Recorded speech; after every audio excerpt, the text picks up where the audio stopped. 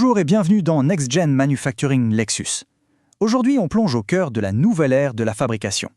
Un point de rencontre fascinant, où la chaîne d'approvisionnement, l'ingénierie et l'intelligence artificielle fusionnent pour littéralement tout réinventer. Et tout part d'une question. Une question posée sur Reddit qui peut paraître simple mais qui est en fait hyper profonde. Est-ce que la chaîne d'approvisionnement est une discipline de l'ingénierie? C'est de là qu'on va tirer le fil pour comprendre la transformation massive qui est en train de se jouer. Alors, voilà notre feuille de route. On va d'abord voir pourquoi l'ancienne vision est dépassée. Ensuite, on parlera de la révolution de l'ingénierie qui est en cours. On découvrira les nouveaux architectes de la logistique, leur boîte à outils, l'impact incroyable sur la fabrication. Et à la fin, on se posera la question, est-ce qu'on est vraiment prêt pour tout ça? Pendant des décennies, quand on prend ces supply chains, on imaginait des boîtes, des camions, de la logistique pure et simple. Mais cette image d'Épinal, elle est complètement dépassée. Les arrêts de production qui coûtent une fortune, les galères de livraison du dernier kilomètre, tout ça nous montre bien que cette vieille approche, elle ne tient plus la route. Ok, rentrons dans le vif du sujet. Ce à quoi on assiste, c'est une véritable révolution. On est en train de basculer d'une approche de gestion, un peu à l'ancienne, vers une discipline ultra technique, une vraie discipline d'ingénieur où tout est question d'optimisation, de conception de systèmes complexes. Et cette nouvelle discipline, elle a un nom, l'ingénierie de la chaîne d'approvisionnement. C'est très clair, la définition officielle nous dit qu'il s'agit d'appliquer les principes de l'ingénierie pour planifier, concevoir et piloter les chaînes d'approvisionnement. Et pour que ce soit bien concret, il y a cette analogie géniale d'un utilisateur sur Reddit. Il dit que faire circuler des produits à travers le monde, c'est comme faire circuler des produits chimiques dans une usine. C'est un bilan de masse, des entrées, des sorties, des pertes, des coûts. C'est exactement la même logique d'ingénieur. Ça change tout dans la manière de voir les choses. Bien sûr, une révolution pareille, ça ne se fait pas tout seul. Ça crée de nouveaux métiers, de nouveaux profils. On ne parle plus seulement de managers logistiques, mais de véritables architectes des flux mondiaux. Des ingénieurs, des analystes, la nouvelle garde est là. Et regardez un peu ces intitulés de poste.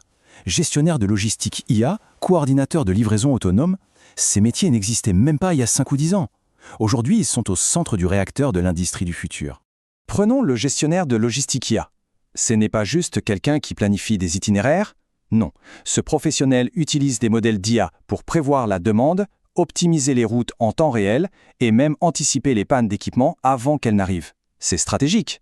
Ensuite, le coordinateur de livraison autonome. Il faut s'imaginer un peu le chef d'orchestre d'une flotte de robots.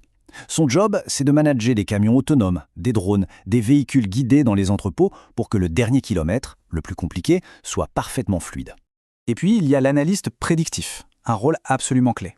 Son super pouvoir, c'est d'utiliser l'IA pour regarder au-delà des données du passé. Il peut identifier des risques futurs, une crise géopolitique, une météo extrême, un changement brutal dans les habitudes des consommateurs. Bref, il rend la chaîne d'approvisionnement plus résiliente. Alors, pour occuper ces postes du futur, de quoi a-t-on besoin? Clairement, la boîte à outils a radicalement changé. Elle est devenue beaucoup plus technique. On parle de compétences pointues, savoir coder en Python ou en SQL pour manipuler des millions de données, maîtriser des outils de visualisation comme Tableau pour faire parler ces données, et bien sûr connaître sur le bout des doigts les systèmes qui font tourner l'industrie comme les ERP, l'IoT ou la robotique. Mais attention, la technique pure ne suffit pas, loin de là. Le vrai talent, c'est de pouvoir prendre toutes ces données ultra complexes et de les traduire en une stratégie business claire. C'est d'être capable de communiquer cette vision, que ce soit aux équipes sur le terrain ou au comité de direction. C'est vraiment ça la fusion de deux mondes. D'un côté, il faut avoir les mains dans le cambouis, comprendre comment ça se passe concrètement dans un entrepôt. Et de l'autre, être capable de jongler avec des modèles de données et de présenter une stratégie à haut niveau. C'est ce grand écart qui fait toute la valeur. Bon, tout ça c'est bien beau, mais concrètement, qu'est-ce que ça change pour l'industrie? Quel est l'impact de ce nouveau système nerveux? Eh bien, les chiffres sont assez éloquents. Premier chiffre, et pas des moindres, en moyenne, les entreprises qui adoptent l'IA dans leur logistique réduisent leurs coûts de 15%. C'est énorme, c'est un gain d'efficacité direct et très significatif. Un autre exemple, cette fois dans l'agroalimentaire. Un fabricant a réussi à augmenter de 25% l'efficacité de ses équipements. Comment? Grâce à la maintenance prédictive, qui anticipe les pannes. Résultat, moins d'arrêts, plus de productivité. Et dans l'automobile, c'est tout aussi spectaculaire. L'IA permet de réduire le temps d'inspection des soudures de 70%. Et le plus fou, c'est que ça améliore en même temps la qualité et la sécurité. On gagne sur tous les tableaux.